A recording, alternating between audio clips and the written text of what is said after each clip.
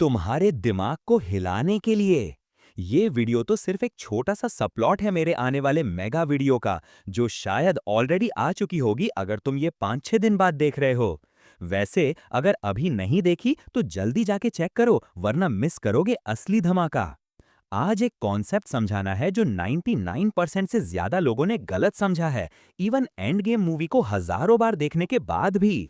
हाँ भाई, इतना कंफ्यूजिंग है ये टाइम ट्रैवल का चक्कर कि डायरेक्टर्स खुद कंफ्यूज हो जाते हैं।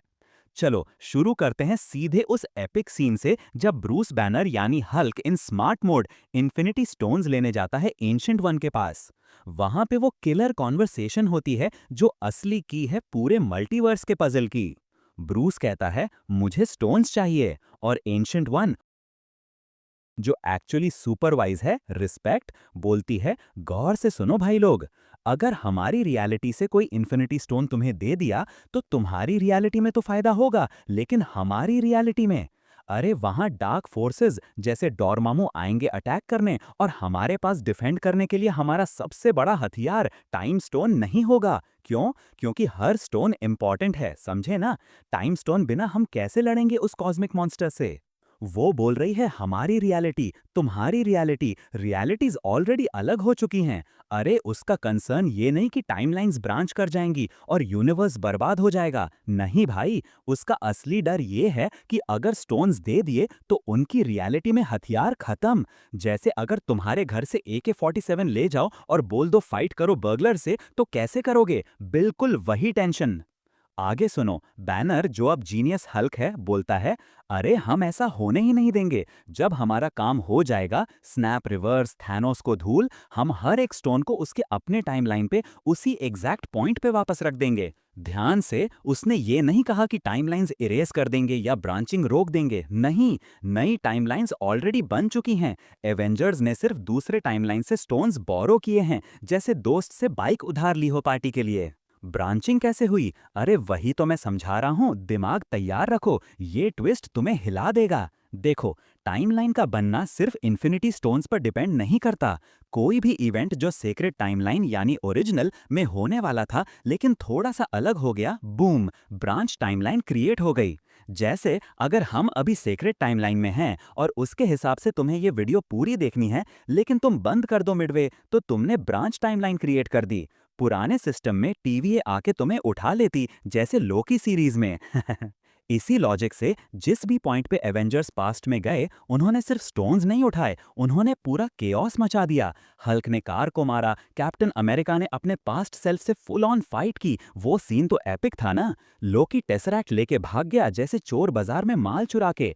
क्विल को पेला, 2014 का थैनोस भाग गया फ्यूचर में। ऐसी हजारों छोटी मोटी चीजें हुई जो ओरिजिनल टाइमलाइन में नहीं हुई थी। ये सब चीजें ब्रांच टाइमलाइंस बनाती हैं। इवन साइंटिफिकली सोचो, जब वो पास्ट में आए, उन्होंने एंट्रोपी बढ़ा दी, एटम्स को हिलाया, बटरफ्लाई इफेक्ट स्टार्ट, वहां से ब्रांचिंग हो गई, बिल्कुल। बेस्ट एग्जाम्पल, सबसे पॉपुलर वाला, लोकी का टाइमलाइन, जहां से टीवीए ने उसे उठाया। क्यों? क्योंकि टेसरैक्ट लेके वो भागा और टीवीए ने वो ब्रांच प्रून कर दी, जैसे गार्डन में एक्स्ट्रा ब्रांचेस काट दो। सिंपल नहीं, एक्चुअली बटरफ्लाई इफेक्ट समझो। लोकी के पास टेसरैक्ट कैसे आया? 2012 के हल्क ने 2023 के टोनी को धक्का दिया, इसलिए एंटमैन सूटकेस घिरा। और 2023 का टोनी कहां से आया? टाइम ट्रैवल करके। तो ब्रांचिंग हुई थी जब फ्यूचर से एवेंजर्स आए। ये टाइमलाइन इरेज की होगी उसी टाइम पॉइंट से, लेकिन वेट, ट्विस्ट। सोचो, जब स्टीव रॉजर्स वापस आएगा सेप्टर लौटाने, कैसे लौटाएगा? टाइमलाइन तो इरेज हो गई। अरे एक्चुअली कोई फर्क नहीं पड़ता। फ्यूचर से आके सेप्टर उसी टाइम पॉइंट पे वही रख देगा जहां पास्ट स्टीव लेता होगा और चला जाएगा। ब्रांच उसके बाद प्रून होगी। अब ये सोचो, टीवीए ने लोकी को क्यों उठाया जबकि ब्रांचिंग के जिम्मेदार एवेंजर्स हैं? यही बात लोकी ने भी टीवीए से बोली थी, और टीवीए का जवाब, एवेंजर्स ने जो किया वो होना ही था। प्योर बुलशिट भाई, बिकॉज एक्चुअल प्लान था ही हु रिमेन्स का, और उसे लोकी भी चाहिए था। अब डॉट्स खुद कनेक्ट कर लो, conspiracy level stuff, mind blowing. पर मेन बात समझो भाई लोग, जब जब एवेंजर्स ने टाइम ट्रैवल किया, ब्रांचिंग उसी पॉइंट से हुई। सेम गोज फॉर 2014 वाला टाइमलाइन, जहां नेबुला, रोडी, क्लिंक और नताशा गए, वहां भी ब्रांचिंग हुई। और फ्यूचर नेबुला की वजह से उस टाइमलाइन का थैनोस वेरिएंट सीक्रेट टाइमलाइन के 2023 में आ गया और यहां धूल बन गया। तो उस ब्रांच टाइमलाइन में थैनोस नहीं है अब। उसके बाद वहां क्या हुआ होगा? केओस, वॉर या नया विलन?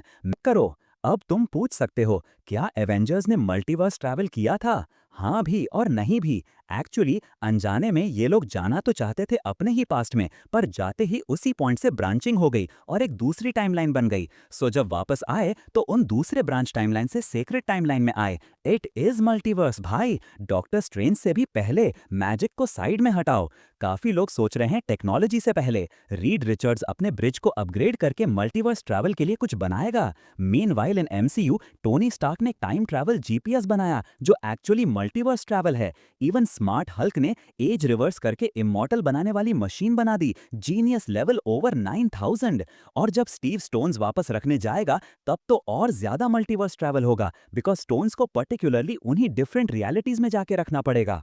हाँ, और एंशिएंट वन ने स्टीव को कहा था सारी मनियों को एग्जैक्ट उसी पॉइंट पर रखना है, नहीं तो कुछ मेस्ड अप रियलिटीज बन जाएंगी। इसका मतलब ये नहीं कि वो चाहते हैं ऑल्टरनेट रियलिटीज ना बने, वो सिर्फ ये नहीं चाहते कि मेस्ड अप रियलिटीज बने। जैसे एंशिएंट वन ने कहा था, डार्क फोर्सेस बिना वेपन के बर्बाद ना हो जाएं।